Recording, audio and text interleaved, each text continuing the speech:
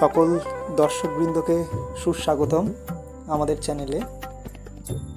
আজ ব্যানার্জি বাড়ির অনেক পুরাতন একটি অন্নপূর্ণা পুজোর সাথে বিপত্তারিণী পুজো, যেটা গত 100 বছর ধরে এই ফ্যামিলিতে, এই পরিবারে হয়ে আসছে,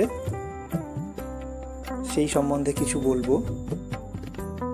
তো এটা স্বর্গীয় শ্রী পাঁচকড়ি বন্দ্যোপাধ্যায় এই বিপত্তারিণী পুজোর শুরু করেন, তার আমল থেকে এই পুজো শুরু হয়েছে। তারপর আমার ঠাকুরদা স্বর্গীয় শ্রী সুরতচন্দ্র বন্দ্যোপাধ্যায় এবং পরবর্তীকালে বর্তমানে আমরা এই পুজো চালিয়ে যাচ্ছি।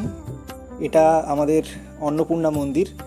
বিপত্তারিণী পুজোতে প্রথমত ফল ভোগ বা লুচি এই সব জাতীয় শুকনো খাবার ঠাকুরকে ভোগ দেওয়া হয়, ভোগ হিসাবে নিবেদন করা হয়।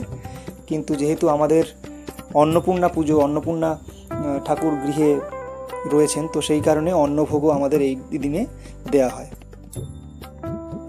দেখতেই পাচ্ছেন আপনারা, প্রত্যেক দিন 5টা থালায় করে মা দেবী অন্নপূর্ণাকে ভোগ দেওয়া হয়। এবং আজকে যেহেতু বিপত্তারিণী পুজো রয়েছে, সেই কারণে লুচি এবং অন্যান্য শুকনো খাবারের সাথে ভগবানকে ভোগ নিবেদন করা হয়েছে।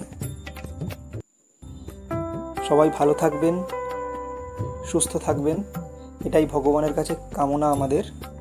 চ্যানেলটিকে অবশ্যই সাবস্ক্রাইব করবেন আমাদের ভিডিওটি যদি ভালো লেগে থাকে। ধন্যবাদ।